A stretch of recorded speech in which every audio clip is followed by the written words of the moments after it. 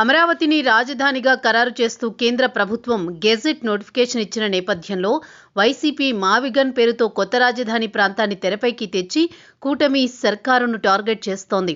మచిలీపట్నం, విజయవాడ, గుంటూరుతో కూడిన ఈ ప్రాంతాన్ని అభివృద్ధి చేస్తే అమరావతిలో ఖర్చు పెట్టే తప్పుతుందని, రాష్ట్ర ప్రజలపై భారం కూడా పడదని వైఎస్ జగన్ చేసిన ఈ ప్రతిపాదనపై రాష్ట్రంలో అనుకూల, వ్యతిరేక చర్చలు జరుగుతున్నాయి. ఈ నేపథ్యంలో వైసీపీ మాజీ ఎంపీ విజయసాయిరెడ్డి స్పందిస్తూ సీఎం చంద్రబాబుకు కీలక సూచన చేశారు.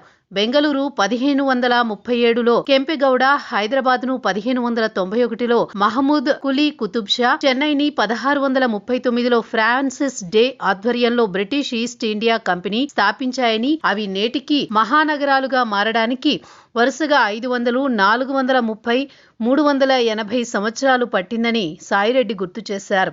ఈ నగరాలు హడావుడిగా నిర్మించలేదని, తరతరాలుగా రూపుదిద్దుకున్నట్టు వెల్లడించారు.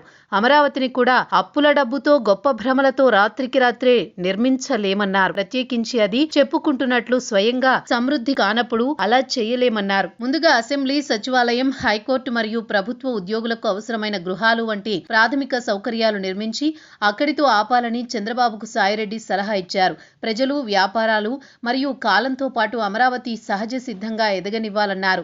ఒక రాజధాని నగరం బలం నుండి ఎదగాలి, అప్పుల నుండి కాదు అన్నారు.